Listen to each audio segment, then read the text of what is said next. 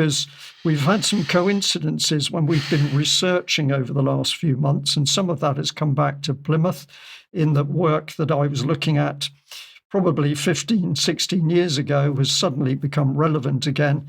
But you've discovered also that Plymouth is absolutely heading towards the super city status. It absolutely is. And you brought this to my attention, actually, Brian, because of the event you went to, the community consultation event that you went to. When was that? About a month ago, wasn't it? Big conversation where, of course, Plymouth wants to expand and take over local parishes. It wants to increase the population of Plymouth. This is all to do with centralised power under the central government's local government reorganisation plan. Yes, and a lot of that is to do with this report from Babcock, which I believe that they introduced to you during that meeting. One Devonport, a blueprint for the future, which essentially amounts to the militarisation of the UK economic system, as we've been talking about earlier on in the show. So what does this actually involve? They set out a vision. This come from the Royal Navy. Well, it says on the cover from the Royal Navy. We'll get into who it's actually from as we go along. But what they're doing is developing a world-class, secure, safe, integrated operating and support base for the Royal Navy and NATO, crucially. So there's a UK base and a NATO base. And that term integrated operating really puts the hairs on the back of my neck up, right? Because there's a document that Mike's talked about a lot previously, Integrated Operating Concept, which essentially says that we are never not at war and our own citizens should be considered enemies, even within our own barracks, actually. And that's embedded right into this Royal Navy document talking about the redevelopment of Plymouth, right? So what is this all about? Militarisation, force generation across every component of the system, building a new operating base, establishing capabilities for nuclear fuel handling, for submarines and for warships, building barracks, community engagement, hiring and training the workforce, running support for operations for forward deployed ships, doing maintenance. The full suite of capabilities. Like, this is actually a really impressive site that they've got. I mean, it already exists, right? You know, Plymouth has been a naval centre for centuries, but this is the next generation of that, building what they're calling a new navy, essentially. And I'll just add into that, Ben, that the dockyard in Plymouth is vast. It's over 340 hectares, so overwhelmingly the biggest naval base in Europe. And so this is the strategic importance of it. Yeah, absolutely. And this is a huge development program, loads of money coming in. A lot of it, as you can see at the bottom there, maybe just a little bit small for some people, but we got EU money there alongside HM government. So there's a real kind of mixture happening here. This is a total redevelopment of a huge piece of legacy infrastructure. So you can see on the right-hand side in the centre there, some beautiful, frankly, astonishingly beautiful Victorian buildings that we have over there in Devonport and in the southwest of the city. And this is all being completely transformed. You can pause this and have a look at it, and this is going to run out for decades. So they've got long-term planning running out past 2040, and this is essentially the economic engine that is going to be used to drive population growth across Plymouth. Right? They're really going after this, and importantly, this is a public-private partnership. We talk about this all the time, so you can see at the bottom there. This is from the back page of the document. You've got the Royal Navy, the Defence Equipment and Support, the MOD, the Submarine Delivery Agency, alongside Mighty, Serco and Babcock. Right, so those are three listed corporations. Vast listed corporations. Yeah, absolutely. And that is the corporatist system that we talk about, right? That's the definition of fascism. That's how Mussolini described fascism. It's corporatist. And importantly, corporations are incentivized to maximize returns to shareholders. So there's never any incentive for them to end the wars. It's actually That's part very of true, the way that very they're true. constituted, right? And this is what is sitting right at the heart of the UK economic strategy. And in fact, this is something that Starmer himself has talked about extensively. Yeah, and this is really sitting right at the heart of the future of Plymouth. And Babcock are right in the middle of it. Essentially, this is a Babcock site. The other corporations we've talked about are partners in this, and this is a listed corporation. As I've just said, there's zero incentive for them to ever de-escalate or to end wars because that's how they make their money. They are hugely significant in the UK economy, so 4.3 billion total contribution to the economy, 1.1 billion in taxes, 67,000 jobs. Either directly or indirectly related to Babcock. And they are in the southwest of England, but also up in Scotland. Obviously, we've got a big nuclear capability up there. And this is all about delivering the defence dividend. Right, so when Starmer's there talking about good jobs for working people, putting money into your pocket, thinking about the working class, it's because they want to invest in the military-industrial complex and an ever-escalating and cascading series of international conflicts, right? This is ultimately what it's all about. And who's pulling the strings here? Let's go and have a look at the board. Just three people who immediately jumped out at me. Dame Ruth Kearney, DBE, who is also the patron of Women in Defence, which made me feel really warm and fuzzy, actually, knowing that there's a lady in charge of our nuclear capabilities. That was fantastic.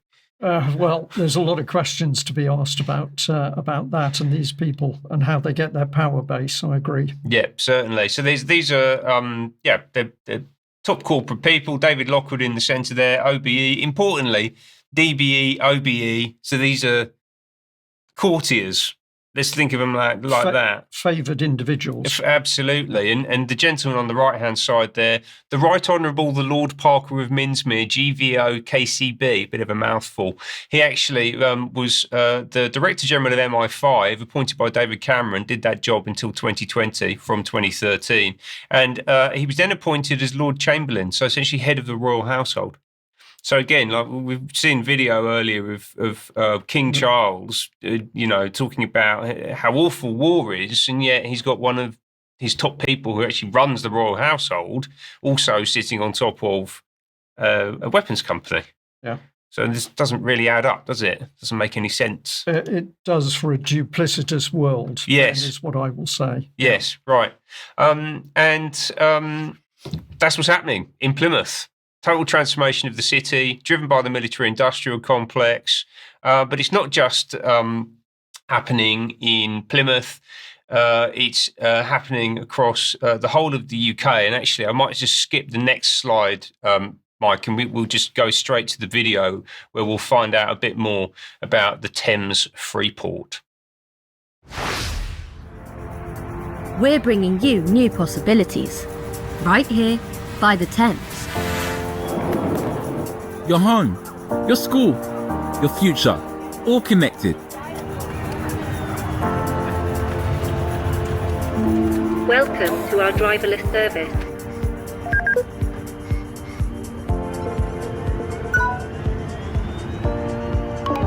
Need something? It's always within reach.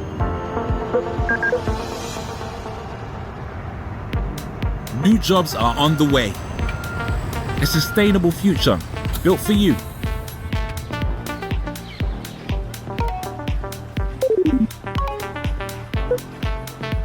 A smarter, greener place. Always there when you need it.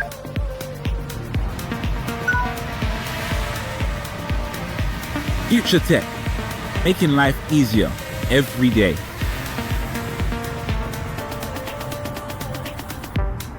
Your future, right here by the Thames.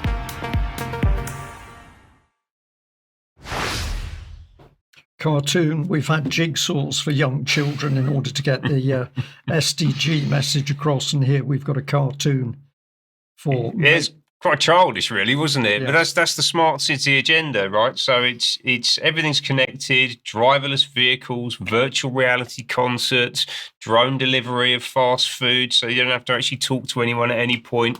Charging points so that you'll never run out of battery on your phone. You can imagine it's geo-fenced, you're not actually allowed to leave.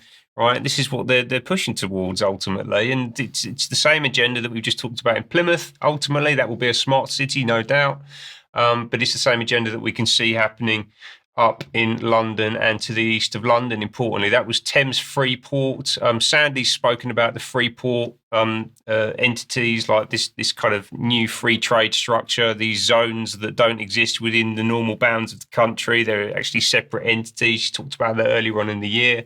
And essentially, this is being positioned as the biggest opportunity in a generation for London, ultimately, which is a remarkable statement, to be honest with you. Apparently, it's unique and transformative. It's going to stimulate trade, foster innovation, support the energy transition. So these new cities, they're all about bringing through new technological infrastructure. And this is absolutely vast. It's right in the east of the city, in the London borough of Barking and Dagenham, London borough of Havering, and then out into Essex, into Thurrock.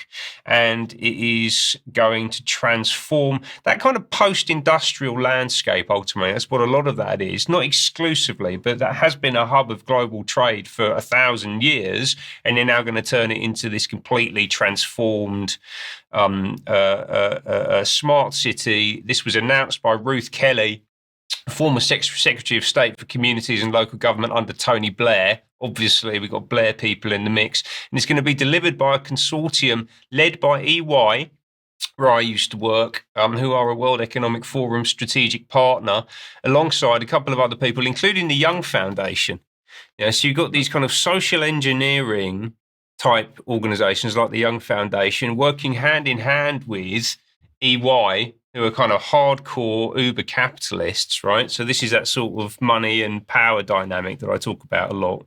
And Young Foundation worked alongside Common Purpose and Demos, so a tangled web of these very powerful think tanks and facilitators. Exactly. And to deliver what exactly?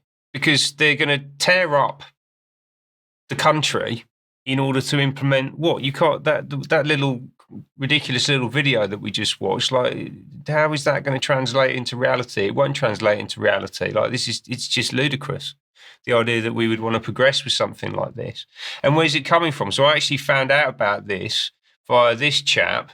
This is Max Beverton Palmer, who's currently head of public policy at NVIDIA UK. And I spoke about NVIDIA last week. They're one of the people who are leading the Project Stargate initiative up in Norway. And he's formerly of the Blair Institute. And their mantra, you can see here writ large, technology is disruptive. The pace of technological change is accelerating, according to them. Technology changes power structures. It centralizes power structures. It globalizes power structures. That's what these people are doing. And it's going right into Downing Street, right? So this guy, Beverton Palmer, has been at Downing Street in the past couple of weeks, talking about the Thames Freeport initiative, this idea of a new smart city for the east of London, with a delegation made up of money, infrastructure, weapons and technology companies. Money, you've got Barclays and Standard Chartered are in there. Infrastructure, you've got BT Group and the National Grid. Weapons manufacturers, you've got Babcock again, and BAE Systems, they're in the mix for this. And then startups, including this organization, Humanoid. I'll just run a tiny little bit of this, but there is literally a company that is building humanoid robots to create a new workforce to exist in this smart city, going to Downing Street with people from the Blair Foundation and the weapons manufacturers, right? This is the technological roadmap that they're progressing with. And they're going to flatten a load of East London, a load of Essex, and actually they're not the only people who are going to be flattening a bunch of Essex, because also we've seen in the past few days TfL have just announced a new partnership with EDF, a French multinational energy company, to supply solar energy, enough solar energy to run the entire tube network, apparently. And that's going to be out of a brand new solar facility in Essex, supposedly creating green jobs, boosting biodiversity somehow. I'm not sure how that's possible. Just putting loads of solar panels onto a field, not going to boost biodiversity.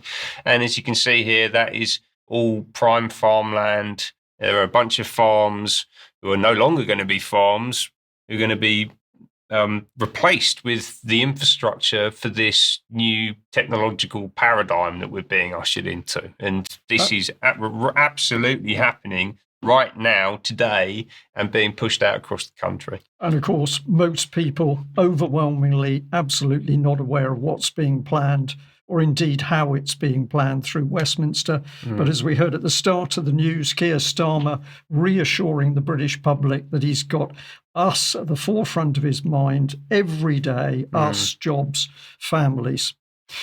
Let's leave it there, Ben.